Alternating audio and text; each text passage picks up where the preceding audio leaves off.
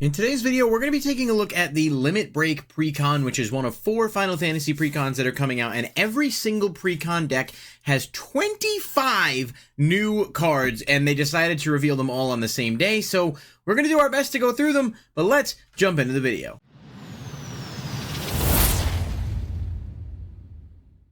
Alright everybody, thank you so much for being here. If you do enjoy the video, be sure to hit that like button and subscribe. Click the bell icon if you want to be notified when new videos are posted. And as always, leave a comment section in the comment section down below. Let me know what you guys think of these reveals and if this deck is one that is going to be interesting to you.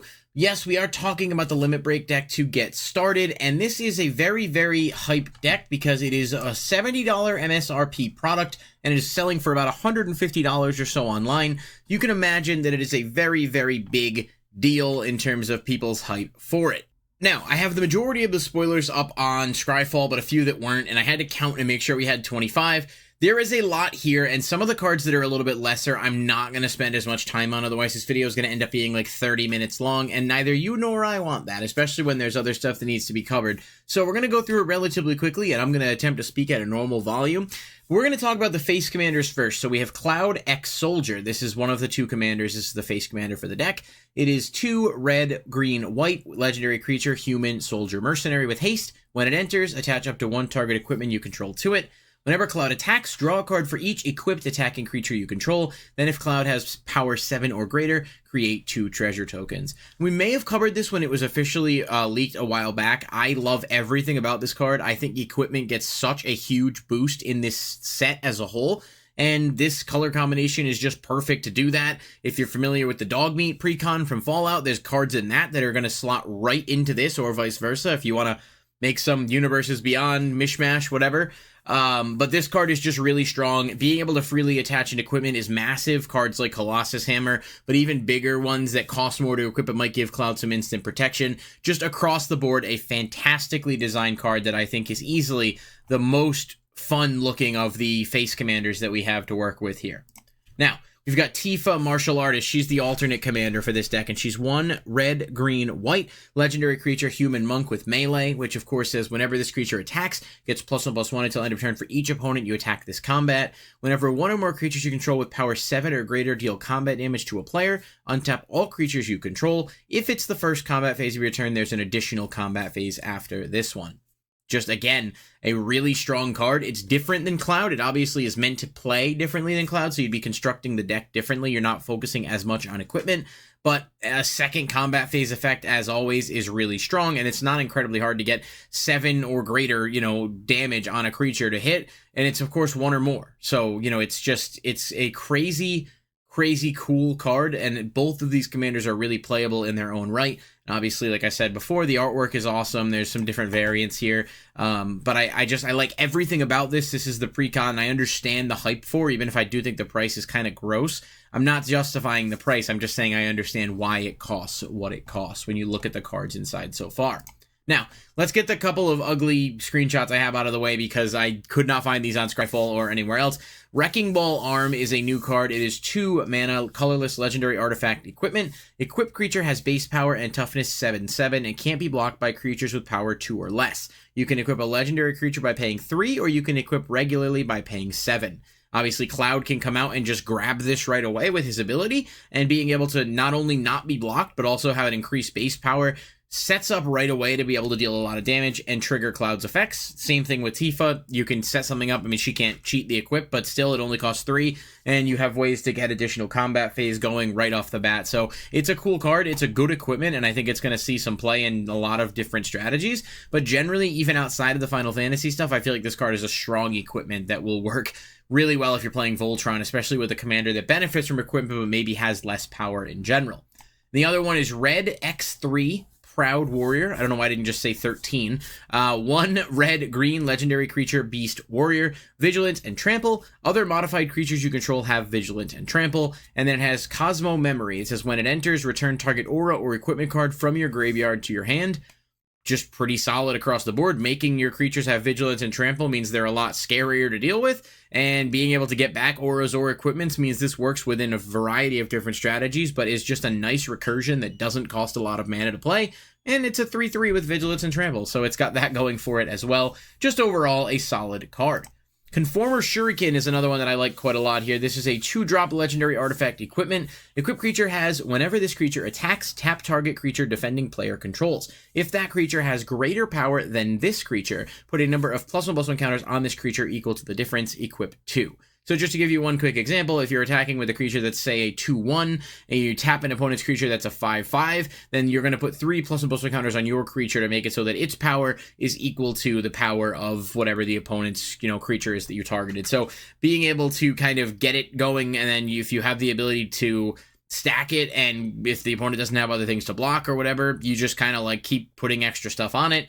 And it costs 2 to equip and 2 to play, so it's low to the ground, it's pretty inexpensive, and just kind of buffing stuff up, especially if you're playing it with stuff that can double counters, could become really problematic really fast. And finally, for the weird screenshots that I still have, Barret, Avalanche Leader. This is obviously a very popular character from Final Fantasy VII. This probably going to be a commander in its own right in most cases. It's a 2 red-green legendary creature, human rebel. Reach Avalanche, which says whenever an equipment you control enters, create a 2/2 red rebel creature token. And then at the beginning of combat on your turn, attach up to 1 target equipment you control to target rebel you control. So anytime you play equipments, you get tokens. He can freely equip stuff to tokens or himself, or any other rebels you happen to have out. It's not like there aren't other rebel cards that exist. But again, it does feel like he'd be a little bit different in direction as the commander than Cloud would, but obviously it works within that deck as well, and just the consistent ability to create some extra tokens and have board presence while you build up your other equipments is definitely pretty strong. Aerith Last Ancient, obviously a really well-drawn card. I really like the artwork here. 2 green-white legendary creature, human cleric druid lifelink. It has raise at the beginning of your end step. If you gained life this turn, return target creature card from your graveyard to your hand. If you gain 7 or more life this turn, return that card to the battlefield instead. Well, it's in the right colors to be able to maximize life gain for sure. And while I don't think that, it's necessarily going to be the easiest thing to pull off 7 or more life early, unless you have a 7-drop with lifelink or something to that effect, it's still really solid, and it just has some strong color combinations to work with, so overall, I think she's cool. Summoning Materia is 2 and a green artifact equipment. You may look at the top card of your library at any time. As long as this equipment is attached to a creature, you may cast creature spells from the top of your library. Equipped creature gets +2/+2 and has vigilance, and tap add green. I think this is pretty good. Being able to cast creature spells just by having this equipped to something is not something to sneeze at. There are a lot of cards that can do that require more setup than this, so we're going to take that, positively. I think it's a good thing. It works really well, obviously, with the Cloud deck specifically, but it can turn some of your lesser creatures into a bit more buff creatures that can also tap for mana and give you the ability to cast creature spells. So this is going to slot right into a lot of things. I think it's a very, very strong card. All right, next up, we've got Professor Hojo, which is 1 and a green legendary creature, human scientist. The first activated ability you activate during your turn that targets a creature you control costs 2 less to activate. Whenever 1 or more creatures you control become the target of an activated ability, draw a card. It's not bad. I mean, it's pretty generic, all things considered, but it certainly works well within a lot of things. And I believe, I could be wrong, and feel free to correct me if I am in the comments, I believe equipment is considered an activated ability, so just paying 2 less to your first equip each turn and then also getting to draw a card is pretty good.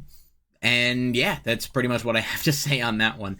Lifestream's Blessing is 4 and 2 green. This is an instant that says draw X cards, where X is the greatest power among all creatures you controlled as you cast this spell. If this spell was cast from exile, you gain twice X life. You can also do the Foretell, which is pay 2 to, play it face down and then cast it later for 4 and a green, maybe set it up for a bit later while also getting some extra benefits. Obviously works really well with Aerith. We just talked about the life gain. I don't think this is the greatest card ever or anything like that, but it's not terrible, and it could have a use in life gain decks that green does have some better draw power, but there's some unique things you can do with this specifically because of the Foretell component of it that might make it worth at least looking at. Bugenhagen, Wise Elder. It is 1 and a green legendary creature, human shaman. It has reach. It says the beginning of your upkeep, if you control a creature with power 7 or greater, draw a card. You can tap it to add 1 mana of any color. Not bad. A nice mana dork with the additional benefit of some draw power if you happen to have a decent board going. And obviously you're playing a Voltron deck that's relying on equipment. You're hoping you have something strong, so getting some extra benefits from having it is definitely not bad. Not too much to write home about here, but it's still a cool card. Master Seymour is 2 and a green, legendary creature, human elf cleric. At the beginning of combat on your turn, put a number of +1/+1 counters equal to this creature's power on another target creature you control. It has 3 and 2 green, Monstrosity X, where X is the number of counters among creatures you control. So this is actually pretty cool too. Being able to stack counters on stuff is awesome, especially when you consider the amount of cards that can double counters. But the monstrosity part of it is cool because if you wait to use it and then get a ton of counters on it, you can then take those counters and put them on something else as well because it got a lot stronger. So I do like this card's design, and while I don't think it would necessarily be the best commander, I think it's absolutely going to slot really well into decks that care about +1/+1 counters and just big creatures, and it might even just be decent in like certain elf tribal decks as well. Yuffie, Materia Hunter. I love the artwork on this too. It's 2 and a red, legendary creature, human ninja with ninjutsu. Pay 1 and a red, of course, return an unblocked attacker to the hand, then put this onto the battlefield tapped and attacking. When she enters, gain control of target non-creature artifact for as long as you control Yuffie. Then you may attach an equipment you control to Yuffie. This is a really, really good card, I think. Depending on, what artifacts your opponents have out, even being able to steal a mana rock is huge, but the potential for bigger stuff is there as well. And freely attaching an equipment you control to it, especially because she can enter tapped and attacking with the ninjutsu, this just feels like it's a sneaky, good, really strong card in this precon that is just strong on its own, but also a massive boost for the equipment deck. So we really like this one, I think. I was surprised because I haven't seen a lot of these before the video other than just a few that I kind of couldn't avoid. But I'm a huge fan of this. I think it's a really good card and a great use of ninjutsu. Vincent, Vengeful Atoner is 2 and a red, legendary creature, assassin with menace. Whenever one or more creatures you control deal combat damage to a player, put a +1/+1 counter on Vincent. And as chaos, whenever it deals combat damage to an opponent, it deals that much damage to each other opponent if its power is 7 or greater. Just very, very powerful potential there. You can get that beefed up pretty quick. And then with Menace on top of that, you're going to start hitting your opponents all for a good bit of damage. You don't really need to do much to get them up to 7. And if you're playing with equipments as well, it's even easier to do. I could see this card becoming a really annoying card to have to deal with, especially if it's able to hit for 7 or more and just start shaving, almost 25% of everyone's life each turn in Commander. No, I know it's not quite 25%, but you get the general, gist of it is that. Just a really, really cool card, and I think it's, again, another card that slots really well into a lot of red decks, while also working well within the equipment deck because of how, much more damage it can deal if it's buffed up. Ultimate Magic Meteor is 5 and a red, sorcery. It deals 7 damage to each creature. If it was cast from exile, for each opponent, choose an artifact or land that player controls, destroy the chosen permanents. Of course, it has Foretell, which is the same as its regular cost, but if you put it out there on an earlier turn and then play it later, you got extra mana you're not using. It's certainly not terrible. It's also kind of annoying. Land destruction is definitely not going to be something that's super popular with people. However, it's, 6 mana to be able to do that, and it also has to be cast from Foretell, so technically you're investing 8 mana to do that. It's not anything crazy in my opinion, but it's also not something to be outraged about. I just think it's a solid card. And kind of thematically fits. There's another Ultimate Magic card we'll talk about that I think is way stronger. We've got Summon Kujata. This is 5 and a red. It's a saga creature, which I'm making a video talking about this mechanic as a whole. So if you guys are confused by what you're seeing here, don't worry. I do have a video coming out that'll be taking a closer look at the summons. This creature deals 3 damage to each of up to 2 target creatures. And then its second lore counter says up to 3 target creatures can't block this turn. And then its third one, discard a card, then draw 2. When you discard a card this way, this creature deals damage equal to that card's mana value to each opponent. Just decent-ish. It's got Trample and Haste as a 7/5 as well. I think people may find ways to really blink these sagas or find ways to make them work really well so you get maximum value out of them. It's a cool card. I just, I like the mechanic a lot of turning sagas into creatures. I think it's really cool and plays well with the summon because it's only around for a limited time. All right, we've got Kate Sith, Fortune Teller. This is 3 and a red, legendary artifact creature, Cat Moogle. It has lucky slots. At the beginning of combat on your turn, scry 1, then exile the top card of your library. You may play that card this turn. When you exile a card this way, target creature you control gets +X/+0 until end of turn, where X is that card's mana value. It's adorable. I love the artwork. It seems decent-ish. Not as a commander, I don't think. I think it's more like something you'd slot into, a deck that is already utilizing stuff from exile or in general just needs to get, big damage on the board. But it's okay. It's, I don't think it's anything crazy. Avalanche of Sector 7 is 2 and a red, legendary creature, human rebel with menace. Its power is equal to the number of artifacts your opponents control. Whenever an opponent activates the ability of an artifact they control, it deals 1 damage to that player. Definitely, if you're playing against opponents that have a lot of artifacts, I can see where you can get it pretty strong. I don't know much about the lore behind it, but it seems like they were going for, just something pretty solid. Maybe it's thematically accurate. I don't know too much about the in-depth lore for Final Fantasy, but it's, it is what it is. Ultimate Magic Holy, I think, is a really cool card and a great budget alternative for Teferi's Protection. It is 2 and a white instant. Permanents you control gain indestructible till end of turn. If this spell was cast from exile, prevent all damage that will be dealt to you this turn. And of course, as Foretell, same as its regular mana cost. Basically, though, I think this is really good because Teferi's Protection is like a $50+ card in most cases, and this is going to be a lot more budget friendly, I think, and does, you know, maybe 75% of the work. The blanket indestructibility plus preventing all damage can be super powerful. Obviously, it doesn't protect you from everything, but it's low enough mana cost that I think you can get some good value out of it. And it's just a decent, you know, it's a decently designed card. So for budget players or people who just maybe don't want to spend the money on Teferis, or even if you want to avoid the game changer if you're playing with brackets, this is certainly a nice alternative, and I do think it's a pretty cool card. Soldier Military Program, 2 and a white enchantment. At the beginning of combat on your turn, choose one. If you control a commander, you may choose both instead. Create a 1/1 white soldier token, put a +1/+1 counter on each of the 2 soldiers you control. It's decent. Cloud's a soldier, so I can see where you can kind of buff it up. It's not terrible. Works well within decks that can make soldiers, I suppose, but not really worth wasting a lot of time on there, I don't think. Heidegger Shinra Executive is 3 and a white legendary creature human soldier. Beginning of combat on your turn, target creature gets +X/+0 until end of turn, where X is the number of soldiers you control. At the beginning of your end step, create a number of 1/1 white soldier creature tokens equal to the number of opponents who control more creatures than you. Again, another card that works well with soldiers. I think Ozurtok, the one from Ixalan the White, creates soldier tokens as well. So kind of putting combo lines together in my head where I see you could start to really buff your soldiers up and make a deck that could work utilizing some of these cards. So I do think these soldier cards will probably slot nicely into those already existing commanders, even if I don't think they're crazy within this precon.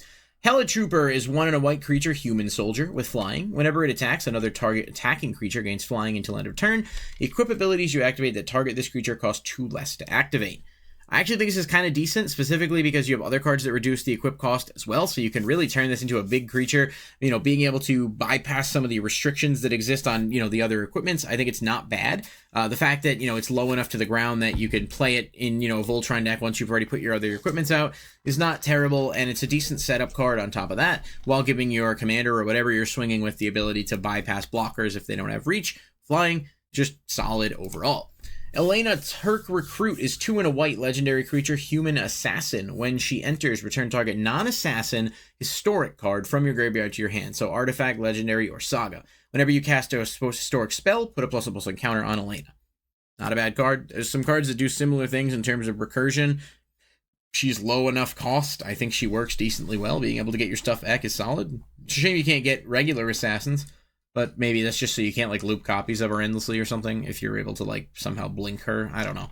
I'm not really sure what the assassin restriction is on it, but maybe it's just, you know, to prevent future game design issues. We've got Cloud's Limit Break, which has the tiered mechanic, which is new, very similar to Spree. So you choose an additional cost. It is an instant. You can either pay 0 additional and destroy target tapped creature. You can pay 1 additional, destroy any number of target tapped creatures with different controllers, or you can pay 3 and a white extra to destroy all tapped creatures. 6 mana is a lot to do that when Wrath of God can just destroy all creatures, but I understand there's some flexibility with this card, which is probably why the cost is there. It feels like it's just a level above pack filler, really, because it is in a deck, and it's probably the type of card you'd see maybe in draft. But I guess if you have ways to tap stuff or put stun counters on things, there isn't something to be said for being able to use this and not destroy your own creatures at the same time. So I don't think it's bad. It doesn't blow me away. And finally, we've got Sid Free Flyer Pilot. It is 1 and a white legendary creature, human warrior pilot. Equipment and vehicle spells you cast cost 1 less to cast. During your turn, Sid has flying, and you can pay 2 and tap it to return target equipment or vehicle card from your graveyard to your hand. Again, low cost to play, reduces the cost of your equipment. Overall, just a solid option, and being able to recur equipment that might get popped is good for your commander, and in general, just other decks that are looking to do similar things. Okay. So I know this was a video that I kind of rapid fired through. It just, when there's 25 new cards, it's just a lot to cover in, you know, a relatively quick period of time. But I think there are a lot of cool cards here. I think the deck itself is really exciting if you're a fan of Boros and equipment, and that's not considering the cards that are in the main set that work really well to upgrade this precon. Plenty of content to come in regards to the equipment stuff, but I gotta space this out, and this is a weird spoiler season with all of this dropping at once. Hopefully you guys enjoyed the video. Let me know in the comment section down below what you think, maybe what your favorite cards are, if there's stuff that you think is, really good for this deck, perhaps.